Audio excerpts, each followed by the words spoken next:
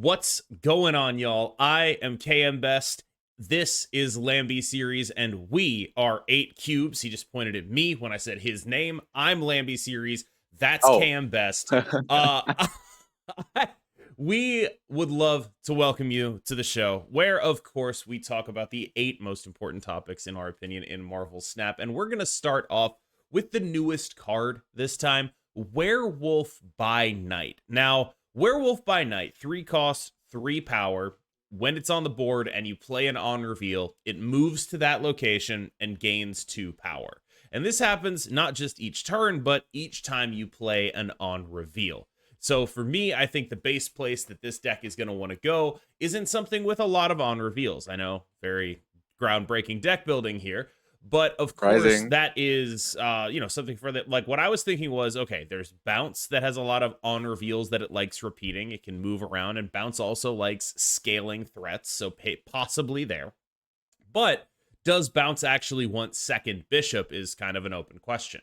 One of the more esoteric spots that I think Werewolf-By-Night might be able to fit in is, do you remember the Craven Silkish type Thanos deck that won a tournament probably 2 months ago, and then no one ever really investigated the archetype again? Yeah, it Thanos like is a did deck that something and has, disappeared. yes, Thanos is a deck that has a ton of ongoings and is very easily hybrided with whatever you want, basically. So getting the like Craven and, yeah, I think they ran Stegron even, but like the sort of small move package in Thanos alongside some tech, alongside Werewolf-By-Night, and a lot of ongoing or on reveal effects from the stones actually seems kind of interesting to me. It's going to be a place that I'd like to explore it at least. I do sort of wonder, how much the nerfed Soulstone hurts here. Sad, but understandable, I suppose. And I also do want to talk about like the bounce fit, because I think the issue I have with Werewolf and Bounce is it's just second Bishop, and the issue is it might be better, and that's fine, but we lost Angela in the OTA, not Bishop, and that means that clogging up our curve might be a little bit awkward. That said, it is the exact type of card that has previously been good in Marvel Snap. A small early game threat that scales up into a big, relevant late game body. That kind of card has previously been very relevant in the game.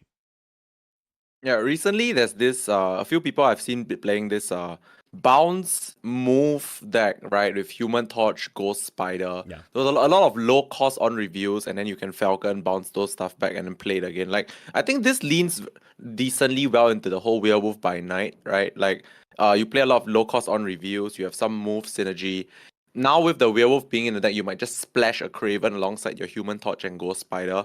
It's like a mini early game points stats package which you can reuse with bounce mechanics, and obviously now Nico Minoru lets you potentially move another thing for cheap as well. And it's also an on review. So I think Werewolf actually has potential, but it's not like Elsa or like Nico splashable, right? Like it has to be even more built around. Yes. Because like, and also one big problem with Werewolf is that like it's severely worse the later you draw it. Like anytime after Yes. turn 3 that you draw it, it's like, oh no, I just spent all my energy using on reviews the turn before. Now I draw this werewolf, it's just a meh card, that kind of thing. So I feel like this card could be good, but I think needs like severe build around. I'm probably definitely gonna be cooking with it to see if it actually can be broken. Speaking of the move package, I've seen a rise in Silk move recently.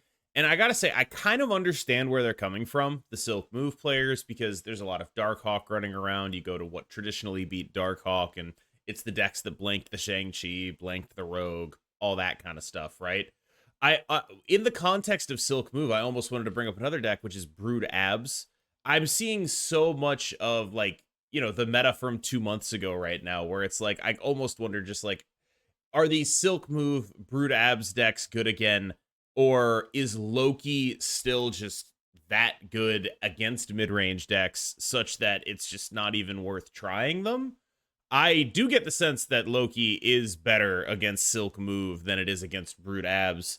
But Loki's also very good against Darkhawk. So what do you think about where Silk Move fits in this current metagame?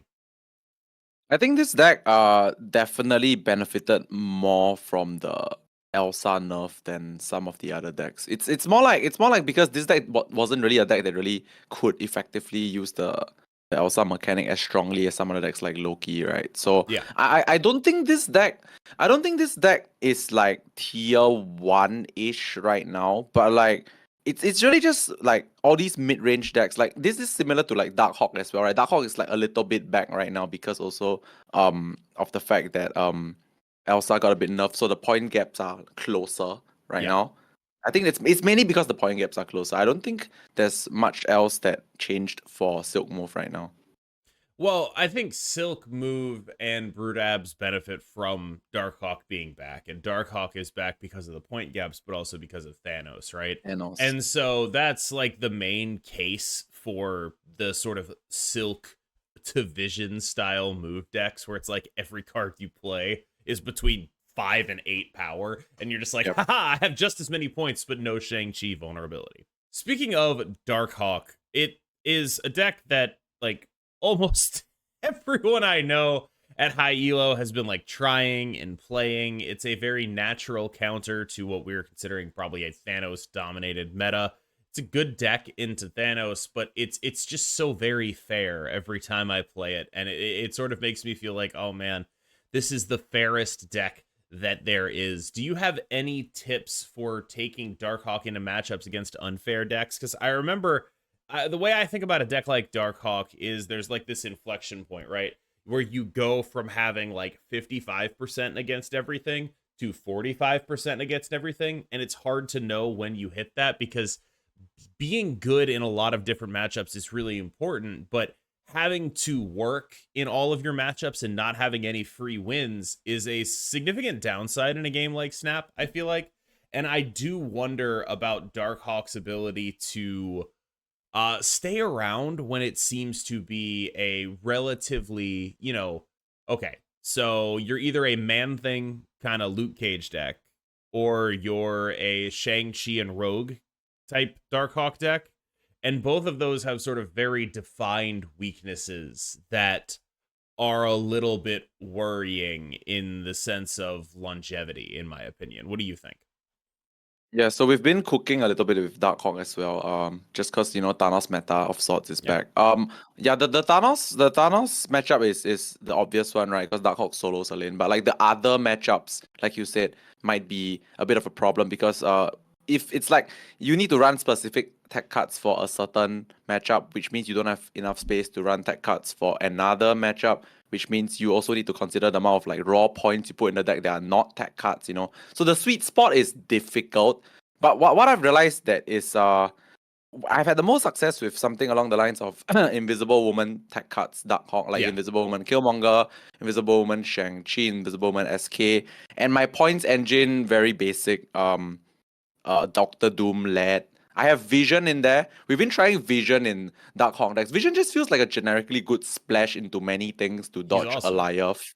Yeah, to dodge Alioth, to dodge I don't know, just like shift it around and play a Doom, that kind of thing, plus some tech cards. And then your Darkhawk is like a decent amount of points. Yeah.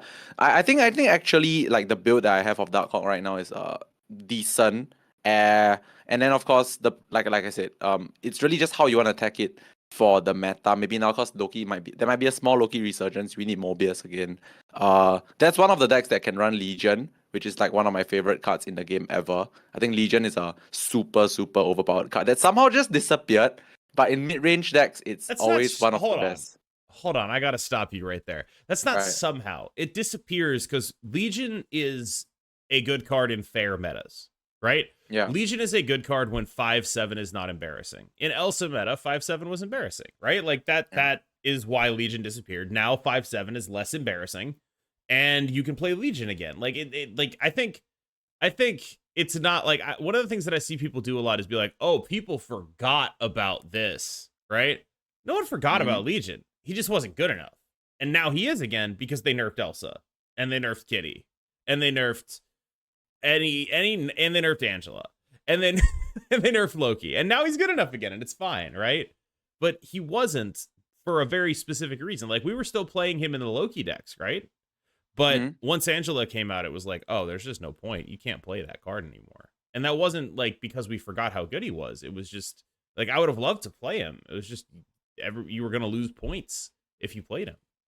Yeah, that's actually kind of true. That's kind of true. I think, like, at least in the last few days, I feel like people have not remembered Legion enough yet. So, I Oh, got like lots of so many free wins with just doing the whole yeah. Legion scam on any special location. Like plus, like I said, Yes. it's so good in mid range decks, right? Because it's just Yes. like there's so many of these Silk Move Darkhawk decks is literally like, if you call it another name, it's just stats early game into Legion and win dot deck, right? That's Yep. like the name of the game for the longest time, and I think that's gonna be relatively relevant in the at least this week to come.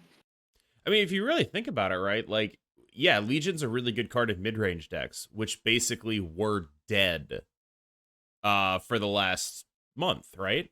Like Loki Mm-hmm. is the ultimate mid-range killer.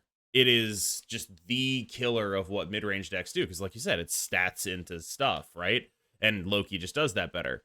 And Elsa is by the same token a mid-range killer unless you count her as mid-range because she's just doing the points thing better, right? And now that those cards are nerfed, we can actually play mid-range again. Actual mid-range, no like ridiculous BS, just mid-range decks. And now Legion is good again. And I think that there's a way in which you can look at this and say, like, Legion is the bellwether of whether mid-range is a viable strategy in Marvel Snap. Next up is Spectrum, who I think has been surprising people. There have been Spectrum Thanos lists. There's been Cozy's little Spectrum Darkhawk list. There's been a lot of interesting stuff done with this card now that she is no longer embarrassing to play on her own. And I just kind of want to know what you think about the various Spectrum lists that have been popping up because she's kind of strong. And I think she is not necessarily a card that's going to like define the tier 1 metagame, but definitely a strong enough card that like I'll look at a deck and I'll see Spectrum and I won't be surprised anymore. And I think that's a notable difference from where she was. Yeah.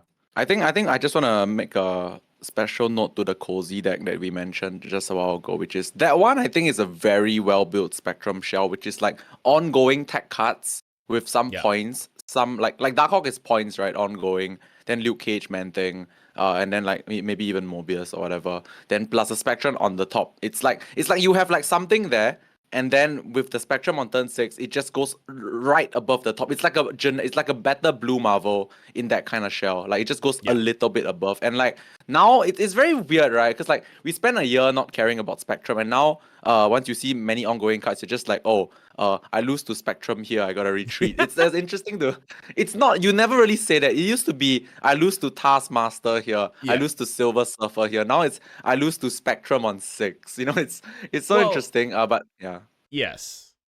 One of the things that Yeah. I've been thinking about in those Spectrum matchups, though, is like, you go like, oh, I lose to Spectrum here. And then the question I ask myself is, would I also lose to a Doctor Doom here? And the answer is like Yeah, always yes. true. Like, it's like I would always also lose to that. And so that's the thing that gets me about the Spectrum decks. Like, it's cool. I get it.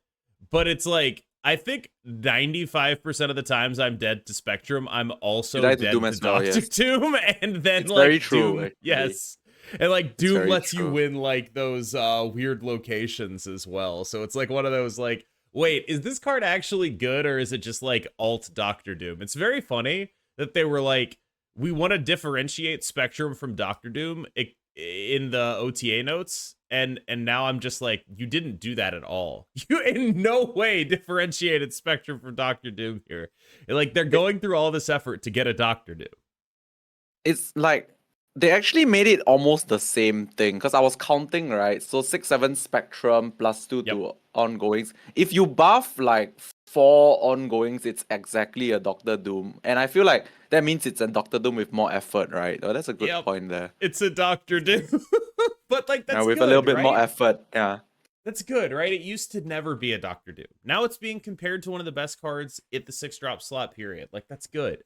It is still Mm-hmm. like, Doctor Doom you go through effort for, but it's also like by the same token, Doctor Doom that puts power in closed off lanes, right? You can use it with Professor X. That's like the major upside it has over Doctor Doom. And so if you're exploring Spectrum, I think that's a very valid way to take it. Yeah, for what it's worth, right? Actually, in Thanos specifically, I think Spectrum ongoing is like a welcome addition, right? Because you never have space to play Doom, because we are using the Doom theory, right? Yeah. We never have space to play Yeah. Doom in Thanos decks. But Spectrum is actually like they can just fill up, and then I realized that if they have Spectrum thereafter, you tend to sometimes not be able to like go over the top, right? Because like they don't have to worry about space anymore. They know that Yeah. they can just buff everything. So yeah, I've struggled against that a little bit, but of course, I think Spectrum is in a good spot right now. I like the fact that they made it a 6/7. It deserves 6/7. I feel like it's been so Yeah. obsolete for such a long time. No, that's a really good point actually about it being a Doom that Thanos can play. And like Yes. that's like if you're building around Spectrum, you got to build towards her strengths, right? And Hmm. that is definitely one of her strengths. It's a Doom that Thanos can play. It's a Doom that kind of works with Professor X.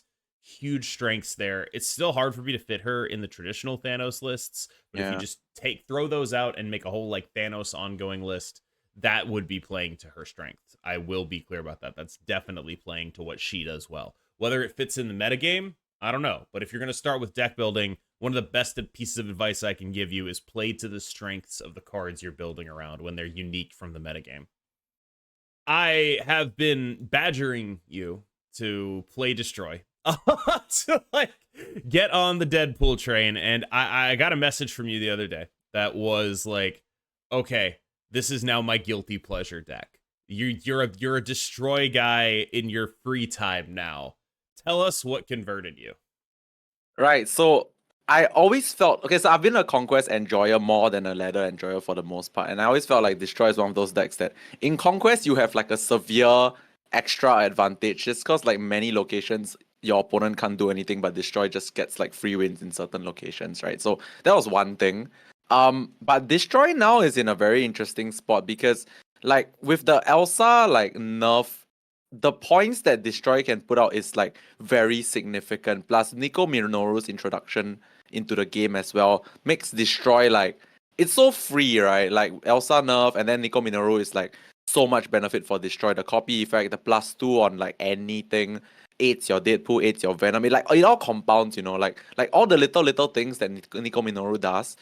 Really does compound. Even the destroy draw tool. Obviously, the move effect's a bit worse, but like other than that, everything else is like Nico Minoru does so much for the deck. And recently, I've been trying out, like you mentioned in one of the other videos, Lady Death Strike as well. That card is weirdly very good. Like I didn't expect it to be that good because it's like the one thing that I do most with Lady Death Strike is like I blow up Elsa on 5 before they get to buff. Like they fill the lane, you Lady Death Strike blow up the Elsa, then you blow up your X-23 along with blowing up the Elsa. They lose stats, you gain energy. It's crazy actually. So like I never thought it was that like I didn't even need to do that whole Forge Lady Death Strike thing. You Just don't. Lady Death Strike alone is Yeah. like really insane. So that's why I'm leaning. I think it's very weird to say this, but I feel like Destroy can play like a semi mid range deck now as long as it has X-23 early, right? You just like X-23 out early, cheat a bit of energy, play stuff, play Lady Death Strike on 4 or something, then pop again. Then you play Now plus Deadpool on 6. Yeah, that's like you pop stuff, you swing with a lot of stats, and obviously Armor Cosmo is still Armor Cosmo, but like if you don't hit that, like a lot of the time, Destroy just really just does its own thing. It's borderline uninteractive, right? Because like it can just Yes. keep doing its own thing and just win. So I don't know whether to say that it's actually good or bad for the meta, but like if Destroy really does its own thing, like you can't interact, and there are so many locations that help it not interact as well with your opponent. So yeah, I like the deck right now. It's in an interesting spot. I don't think it's strictly like the best of the best, but like, I do think it's like very close to like tier 1 or maybe like low tier 1. It's good. It's as good as it's been since ER, right? It's as good as it's Yeah, been since we did that tournament. And yeah, back then I feel like it never really reached its full potential, or it was reaching its full potential right as new cards came out that made it very unattractive to play, right? yep. And now it's got a real shot at reaching the potential that it had then, except it's even better because of Nico Minoru. I'm a big Destroy fan. The only thing that stops me from playing it is sometimes I feel about Destroy the way you feel about Shuri, where it's like, okay, I'm gonna queue up this deck again, and then I'm gonna do my thing again, and it's like, okay, I'll do my thing. But I will say, I have not lost a conquest match with this deck ever. Like, Like I haven't lost it. I haven't played a ton, but I'm like 6-0 in conquest matches with it, and it's like, oh, I guess that might be something. It's like, okay, damn, it's like I play a bunch of different decks, and it is probably my best conquest performer this season, just in terms of like. So I think you might have something on in terms of like a smart player playing this in conquest can just like snap locations, and it's just a Yes. very, very difficult thing to deal with. Like, you get a Death's Domain, and they just have to leave. And if they stay in the game, then they're going to die. And if they don't stay in the game, you get a free win. And it's just like, oh. And there's a lot of those locations for this deck. Yeah, just wanna lean a little bit deeper into the whole conquest thing because I've been playing a lot of ladder recently. It's good on ladder right now just because of like the Nico and like the nerfs to Elsa. But like in conquest, holy crap! In conquest, it's like you said, so many free snaps that your opponent just has to respect just because Yep. they know you're a destroy deck. They see a Death's Domain and they know you absolutely profit from that, right? And then they can't do anything about it. It's just so interesting because like I don't know why it ended up this way, but the locations in Marvel Snap, they like never really hurt destroy outside of like Wakanda. Like everything Nowhere. is just yeah, most things are just like good for destroy, which is weird. I don't think they planned it to be this way, but like everything just benefits destroy. Even like Hotel Inferno that just got released sort of benefits now. So like what's with all these locations that always benefit Yeah. destroy, man? Hotel Inferno, the location that revives stuff. For Yeah, the record, destroy interaction, you should know. The location that revives stuff, it's not going to revive stuff that replaces their death triggers, right? So yeah. Deadpool doesn't ever actually die. Wolverine doesn't ever actually die. That's not going to happen. But it will revive other stuff that died. It's just weirdly, for a destroy deck, you're not actually destroying a lot of cards, so do keep that in mind. You're But like like, respawning them. yes. But like, man, the first time you play a Nico Minoru into like an X-23 or a Wolverine and draw 2 cards and the card stays around, it's just like the most unfair Yes. thing you've ever done. The Like, feeling is great. The feeling is so good. it's Yeah. just like, oh my god, that should not be Yeah. allowed. Yeah. I wanted to talk to you about former meta tyrant, current several question marks, Loki. So a lot of people have been trying a lot of different Loki builds. I saw yours on Twitter, and I actually like what you're doing, which is basically like what we talked about on the episode previously, which is like, all right, we're just going to take Angela out of our old builds here. We're just going to Yeah. So rely on bad. the collector here, and we're just going to keep playing Shang and Rogue. But I wanted to talk to you about like the choices you made that led you there. Are there any matchups that you see as problematic? What is the value of Shang and Rogue right now? And we're going to end up, this is going to be like 2 topics at one, basically, because the next topic, of course, is the tech meta, and Shang and Rogue and Loki is a sort of symptom of that. So let's talk about them in the context of Loki first. Right. So I feel like the way I build Loki right now, firstly, okay, let's just get this out of the way first. Angela's horrible right now. I'm so sad. She's so bad, man. Like I really wanted her to be good, but like I tried it so many times, but like it's not worth it. Collector is just the new and better Angela by far. Like Yeah. Collector going back up to 2-2 right now, holy crap. Like it's easily it's so shangable right now that it's scary as well. So Yes. yeah, It's it's extremely so difficult to Shangable. keep it not 2-9 or or higher right now. But yeah, besides the point, Shang and Rogue in the Loki deck, I feel it's firstly very big shout out to the whole Thanos the Thanos stuff going around right now. Like Thanos is just like at least for me, I see it so often. And now Darkhawk as well, right? So Yeah. Rogue is Rogue. very, very premium of attack card right now. Like the simple thing of looking at it is even if you exclude all these things like Thanos and Darkhawk, right? If they play Mobius on 2, you play Rogue on 3, and then you play Loki on 4, it's like the dream, right? It's the dream. You negate the attack card, you get full discounts. So Rogue is perfect. It's really dead for me, and in the games that it's dead, that's why the Loki deck is powerful, right? You can run cards that never see the light of day, and then you just swap it out with Loki if they're not relevant for the matchup. So that has always been one of like Loki's like greatest strengths. I do think though that getting used to playing Loki for 4 energy is something that I think people struggle with. Like a lot of people have been telling me, like even though I've had success with Loki, they've been telling me like they can't seem to win with the deck, and I feel like it's because like, I think they're still too used to the fact that like Loki coming down a turn earlier, spam a ton of stuff on turn 4, and by turn 5 they probably already knew they won. But now like they only know if they've won by turn 5 and not by turn 4, which is a very big difference, which I think it's like affecting people in terms of like their security and like consistency and like feelings towards the deck that it's still good. But like to me personally, I feel like if you know how to set up right, being able to Loki on turn 4 and dumping on 5, it's still relatively powerful in the meta right now. So I've got two questions. Okay. Yep, First sure. one. A lot of the NA high elo people that I've seen have been putting Quinjet back in the deck. And Ooh. that is like actually just terrifying, right? Because we talked about like, there's maybe a bit of a downtick in Mobius. One of the main comments I got on my Thanos video was I'm cutting Mobius from this deck, right? Like we gotta get the Mobius out of here, dog. You can't be playing Mobius, dog. But I like absolutely want to be playing Mobius, dog. Like because of all the people who are still like, yeah, I'm gonna Quinjet Loki you. People forgot how unfair that was because Mobius was everywhere, but Quinjet Loki is still monstrously unfair. Like unbelievably and impossibly unfair and almost impossible to beat if you don't have that Mobius, right?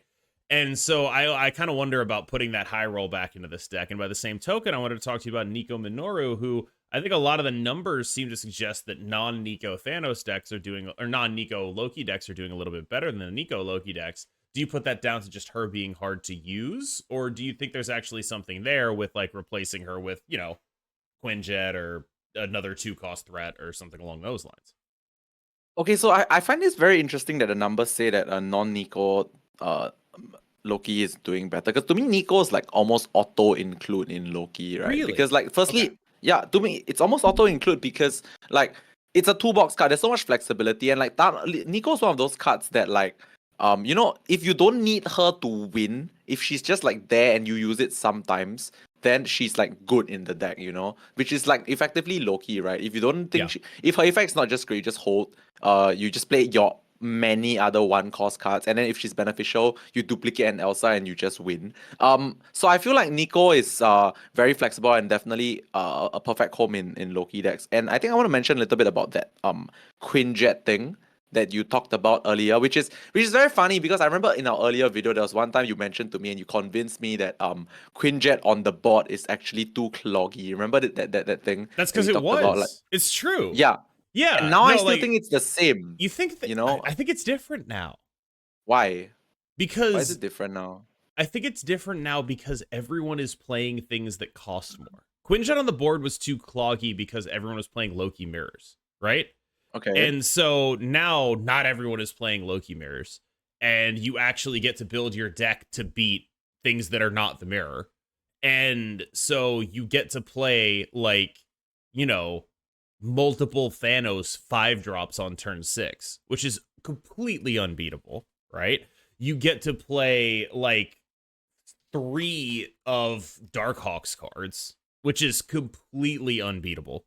And getting to that range of completely unbeatable from like, probably favored, I think there is some value in that because it tells you that you can snap, right? You get to, if Yeah. you have Quinjet and you're doing the Loki thing and they haven't played a Mobius, like you can probably just snap it, right? Like there's cube equity in knowing your power because you talk about how people aren't comfortable playing Loki yet. Quinjet will make you comfortable with that fast. True. Like you know what's happening. Like there are some situations where like you can get bad cards off Loki and you're like, oh, I can't put a compelling turn together. I have never played Quinjet into Loki and then come away like, oh yeah, this turn sucks. That's just not a thing that happens. It's not possible.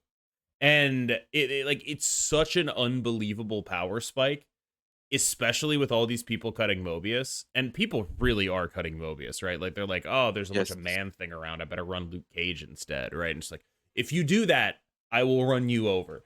And I do think there's like some degree of value in just being like, this is the most threatening thing possible, and I'm doing it to you. Okay, so I think while you said that, I realized something that I think I overlooked, which is Loki. If we do that whole Quinjet version, because I keep having this my build of Loki in my brain, right? You know the Falcon one Yeah. with like the many 1-cost cards. And Nico, I feel like if we go the Quinjet route, we just go back to El Clasico. We do Sentinel with Quinjet, and like I don't know about Coulson, but we do Sentinel Quinjet stuff, and I can see that being like a confidence builder Loki, because it's not as random, right? It's not so much randomness. You know that if with Quinjet on board, you get to play a 1 energy Sentinel. You get to play, obviously, if you play Loki on 4, you just win. I think Quinjet builds are possible, but I think we might have to cut Kitty. You know, you just You go might end up cutting like, Kitty, and you might end up cutting Elsa, but is that actually that bad? Right? yeah, that is the build that is literally saying I'm gonna play Loki on 4 and destroy you. Yep. Makes sense.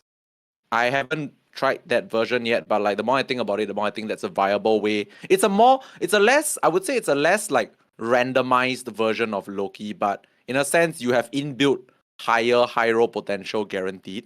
Yeah. So that's something that I can consider exploring. I haven't actually looked at it yet, but yeah, Quinjet Sentinel, maybe even Coulson, Loki makes a lot of sense. I think you probably still run Nico, right? So like in case you get a chance to draw, like destroy something and draw, towards your Loki. So maybe that's something to consider as well. God, remember back in the day when we were like, yeah, Quinjet Sentinel, that's so broken. Yeah. Remember that? Yeah. How far I mean, we've come. It is kind of broken, but like, oh my God. Let's talk about the tech meta. And by that, I mean like pretty much specifically 4 cards. Mobius, Luke Cage, Rogue, and Shang-Chi, who are just kind of everywhere. And they sort of cycle into each other. Part of the reason Rogue is everywhere is because some of the decks playing Rogue are very interested in roguing a Mobius or roguing a Luke Cage, right? And Shang-Chi is everywhere because, you know, most decks are interested in points, right? But it's definitely like this interesting cyclical thing where Rogue is not necessarily self-perpetuating, but it's like the decks, the effects that are being played are good when you steal them, as opposed to just turning them off, right? If you were playing Enchantress, you would be like turning off your opponent's Luke Cage, but you'd still be in trouble against their Man Thing, for example, right? Or in a Loki mirror, you turn off your opponent's Mobius, but that's not giving you a Mobius, right? And so Rogue has come back into vogue here, not just because of that, but also because she costs 3 and Enchantress costs 4, and Zabu is often off. So there's also that aspect to talk about here. What are your thoughts on this meta? Do you think anything can change it? And when you see those 4 cards, do you think anything needs to change about them? well, the funny thing is, as you were saying that, I was actually thinking like why these cards are so relevant right now. And the good thing is they are also relevant right now because like at any one point in time, any of these 4 cards could be useful, right? Because it's just the meta so wide open right now. Like I cannot think of a situation where I think now Luke is bad or Rogue is bad or Shang is bad or Mobius is bad. Like the meta is in this spot whereby like any of these will have impacts on your opponent's decks to a certain extent. So in a sense, I don't really want this to change because it's very healthy right now. The game has so many viable decks. I don't think it's gonna change. I really think that right, the state of the game right now, all these deck cards being relevant just means that many decks are relevant, and it's a good state for the game right now. The latest OTA with the Elsa nerf and the Loki being toned down just a slight tad bit opened up the way for so many different new decks to like pop up. I say so many new decks to pop up. We just spent 5 minutes on the Loki topic, but like I mean Loki did get tuned down and it's still good, but the gap is closer now. And like, you know, I like the fact that like all these tech cards being relevant means that we have decks in the meta that can compete with like the Thanos and the Lokis with just a certain amount of like tech involved. Like Darkhawk is back with like a little bit of tech so that it doesn't fall too far behind. Yeah, I don't think the meta is gonna change much unless of course new nerfs and buffs get introduced, which to be honest, I don't actually think it's needed. I think the meta is very healthy right now. I think it's healthy, but it's obviously possible to say that like 2 or 3 days in, right? Like it's like, you know, I like what it's happening, but I don't know if I was just enjoying that there's a new meta or anything like that. I will say I am a player who is, I think, much stronger in basically my best metas are when I am ahead of people, but I know what I'm doing, right?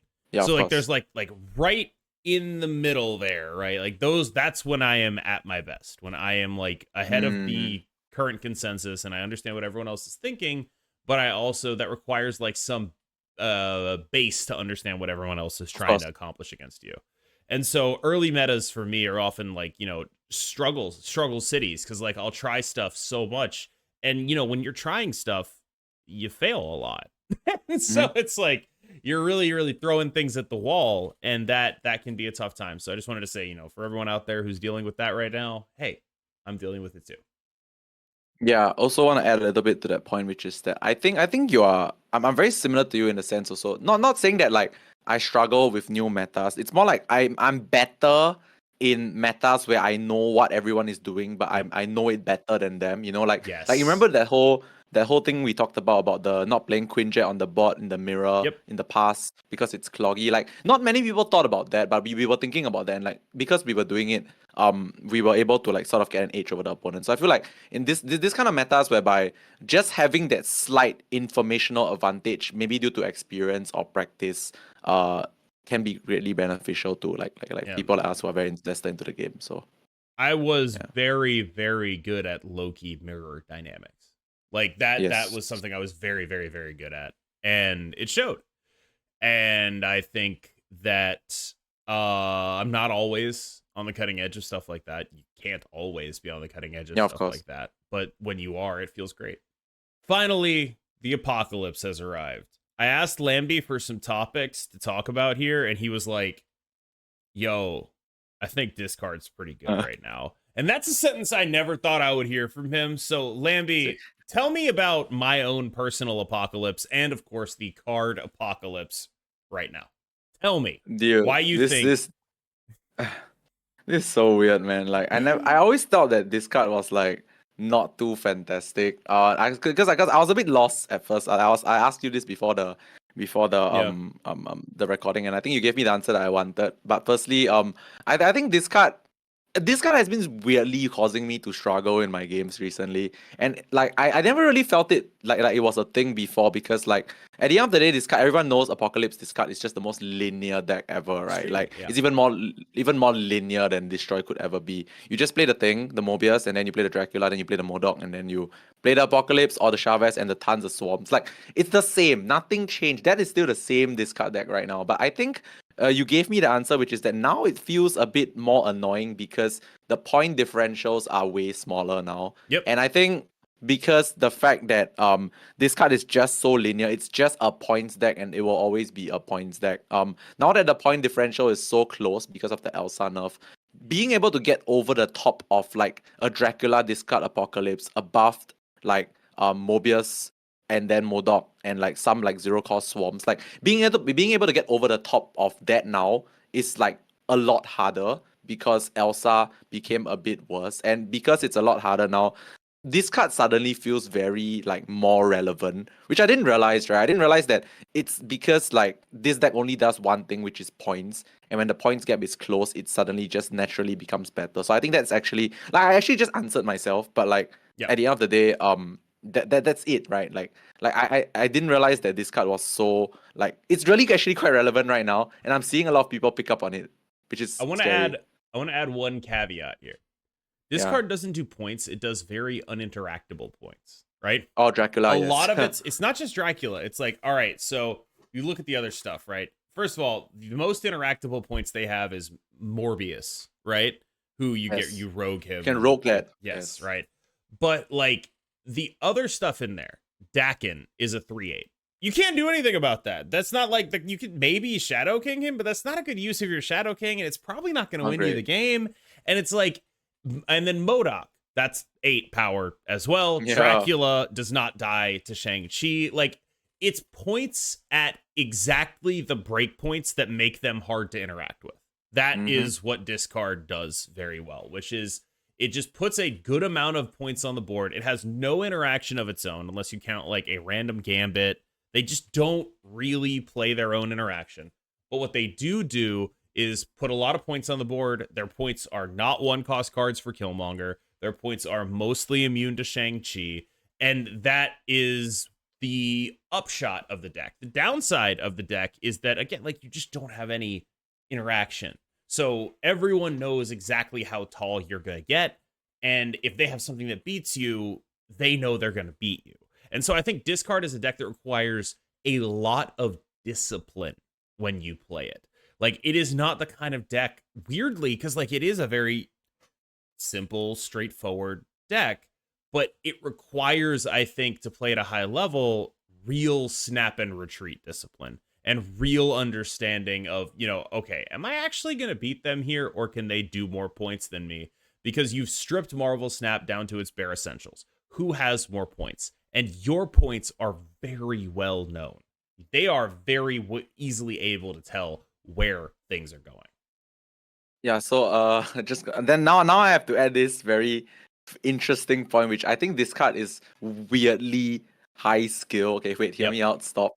It's very weirdly high skill in a different way from like how high skill Loki is, because Loki is high skill because you need to adapt on the fly, correct? Like with the whole like different matchups, locations, cards you get from Loki. But this card is high skill because I've had the pleasure of playing against this very strong like discard player on my server, and like they always seem to just know what to do. And I feel this card is high skill because there is like no variance. It's just it's like clean. It's like clear. Both sides know when they're gonna die, when they're gonna win. So how you set up for that, like it's gonna sound weird, but like setting up so that playing your Chavez in the right spot on turn 6 wins is like actually a thing in this card. Like it's super hard because it's all clear, right? You know you have 2 0 power 3 energy, 0 cost 3 energy swarms in your hand. You know your Dracula is gonna discard Apocalypse to go like plus 16. You know you are going to play Modok into Chavez on 6. You know this. Your opponent knows this. So like you have to play them in the exact perfect spots, despite everyone knowing everything and making it the correct call. It's weirdly high skill,